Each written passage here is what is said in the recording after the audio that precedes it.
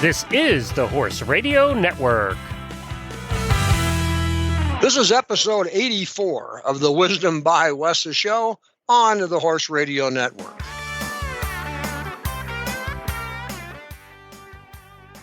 This is Mike Donnell. I'm Casey Wilbanks-Paletti.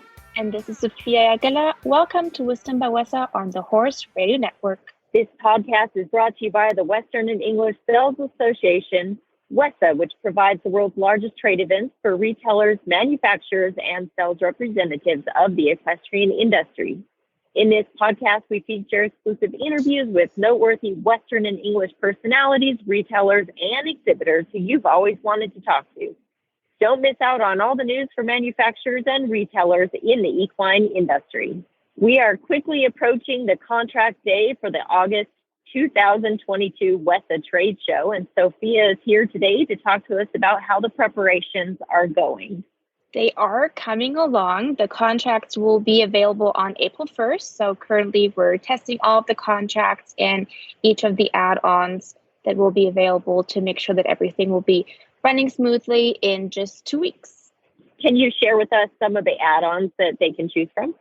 Yes, we do have some general items such as the additional badges available and the early move-in request and also the booth equipment, but there are also lots of advertising options. For example, the Runway Cafe fashion event that people can submit items for, and then digital advertising, directory advertising, of course, as well too. Do you have any tips for the members preparing to submit a contract? Yes, so as we're coming closer to the contract day, everyone can make sure that their WESA account is active. So if you log in online at wesatrader.com, if there is no message, then you are good to go and you can fill out the contract online on April 1st. And if there is a message, then you can call the office to reactivate your membership. So yeah, now it's just a good time to double check that everything is set and you're going to be good to go to send in your contract on April 1st. Pascale Sylvain is a French-Canadian by birth, but a Western cowgirl at heart, with a love of jewelry design. In a move to combine those two interests, she moved to Texas in 2014 to open a Bijoux Fab, which specializes in handcrafted Western jewelry. For those of you who have not visited her website or don't speak French, bijou means jewelry, and fab means the same in any language. We're happy to have Pascale here today. Pascale, thank you so much for coming on Wisdom by WESA today. It's a pleasure. I'm so excited to be a part of this today. Yes, we are too. Mike let me take the lead today. He claims he doesn't wear jewelry. He says that all the time, but so we're just going to go with it. It's great to visit with you. We're excited to talk to you too. I'm going to start with the obvious question. You're French-Canadian and you moved to Texas in 2014. Tell us about the decision to move. The dream to first come to Texas to ride horses, it's always started. I have the opportunity to ride for a world champion for 3 years. I was still making a little bit of jewelry, but really just for fun because we were so busy. And after that, with the time, I got the chance to work harder on my company and make it what it is today. What came first, the jewelry, the love of jewelry, or the love of horses? It's a compilation. It's still, since today, one cannot go without the other, basically, in my life. It's very important. You and I should talk more often. No, you're right. I mean, I love jewelry too, and I obviously love horses. But nonetheless, I would love to talk about when you started the business. When you started, did you start making jewelry first as just a passion and then move it into a business? Or did you plan out, creating the business and that's when you started making your jewelry? So it's been a pretty long and interesting journey. I'm going to try to short it as much as I can. So I started in 2012, actually, in Canada, just because back there you cannot do anything with horses during the winter because where I was from, so much snow, so much cold. I was bored. So I started this for just a hobby, and time went by and I made that hobby when I wanted so bad to come back to Texas to make a living out of it. And COVID very forced me, if I really go forward, COVID really forced me to make a full-time job with it. And when it was time to go back to my job that I have back in the day, I say, no, I think I can make this work, And they never stopped, and I never looked back again. That's amazing. Tell us a little bit about your jewelry. What, if nobody has seen your jewelry, describe your jewelry. What does it look like? What does it feel like? What does it symbolize to you? So it's been my style kind of varies a lot. It's been almost 10 years. And in October it's going to be that I started. So the style very evolved with where I was living, but for sure the love of Southwestern, the love of native made. I make a lot of deal with them for the Navajo pearl that I work with. I buy from the community there in New Mexico. So yes, and I love the turquoise. It's where I think right now it's where I thrive the most. Turquoise, Navajo pearl. I love to work with shells, so it's where I'm at for right now. But I don't know where we're gonna be in maybe in 2 years. We really go with the flow, I guess. What's interesting to me, I love jewelry too. And just recently I cleaned out my big, huge jewelry case.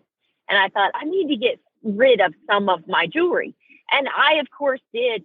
But you know what? I didn't get rid of one piece of turquoise, one piece of Navajo pearls. What the pieces that you are creating, they don't go out of fashion. They don't go out of trend. Turquoise has been a staple among jewelry fashion for forever.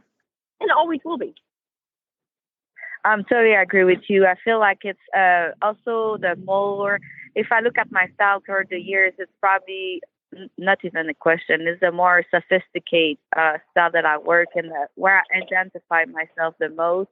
Probably as I'm getting older as well, more maturity. It's just a statement. Like my goal with the jewelry is I want people to feel happy and beautiful. That's very my goal. And when you go out, like to feel confident and do what they're gonna go do with those jewelry.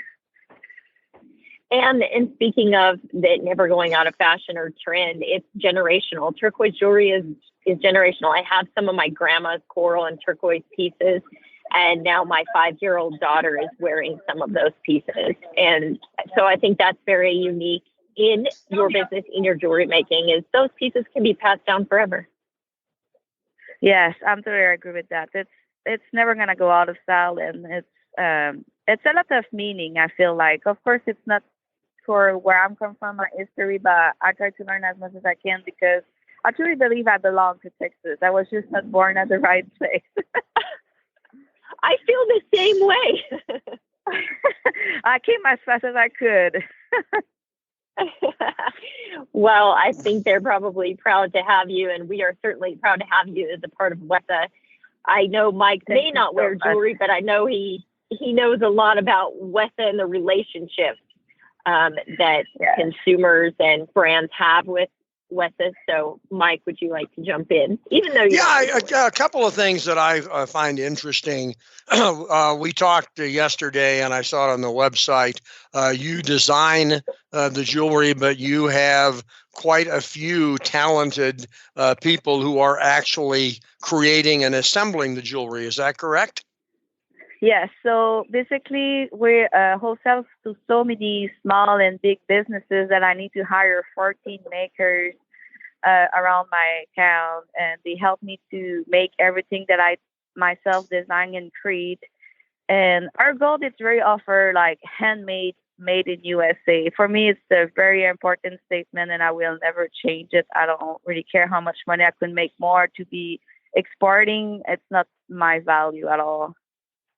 So if you design a necklace, then do each of these women produce that necklace so you have enough that you actually have something for market, or are you designing and they are each creating a different piece all the time? So basically, I'm going to buy as much of the beads that I can at the store. That's another challenge we have with the shortage right now. Like, it's a little bit difficult, and this work with railstone. So you can only have X amount of design of the beads or a way they are made. So I try to buy everything they have at the store. I create the design, and if we can have 100, 200, we make them all. And when it's done, sometimes it's maybe not even come back never again, because we can just not put our end on this. And I think can be an advantage of a small business that you want to carry something and always bring new design or new style in their store. We always here offering something new almost every week.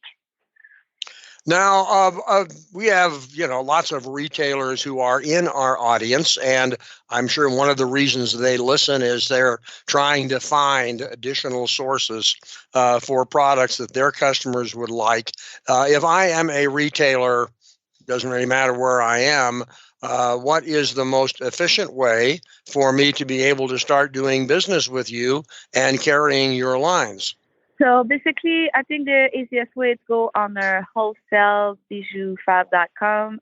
Maybe we're going to have a link in the podcast, because bijou, it's a French word and it's hard for people who don't know how to spell it. But you can go on my website and you can register there. It's super easy. And I will contact you to just request for tax ID. And after that, you're good to go. You can look at all the model.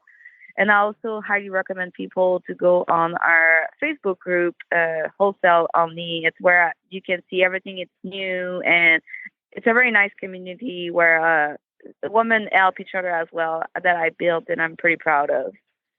So you're using social media as well? Oh, yeah. I try to be everywhere. Instagram, TikTok, Facebook group is the strongest one for wholesaler. But I find a lot of wholesale people with my TikTok slowly.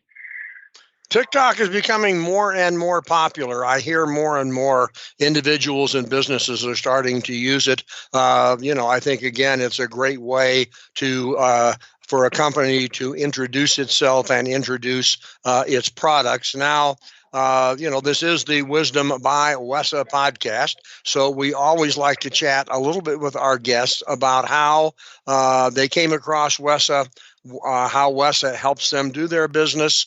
So why don't you chat a bit about your WESA relationship?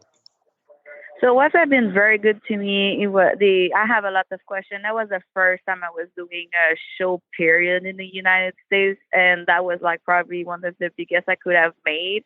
Go big or go home, right? Texas way. So I went there. It was super fun, super easy. And what it's fun is I did make a TikTok, and I have like 55,000 views about WESA, and bring me a lot of people from the audience that went to see us at WESA. So that was pretty fun. I was pretty excited about this. Well, we're glad to hear that. We like to think that from a brand standpoint and a retailer standpoint, that we play an important role in bringing them together. And it's how we get a chance to find out and meet someone like you. I also like to ask our guests, especially those on the brand side, I know what their business is today. Are you giving any thought to expanding the lines other than staying within the jewelry world, maybe other products over and above jewelry that you would like to design and see made, or are you strictly going to stay with jewelry? I'm pretty sure I'm going to strictly stay with jewelry. It's where I belong. I even tried to do men's jewelry, but for some reason, I never came up with something pretty or efficient.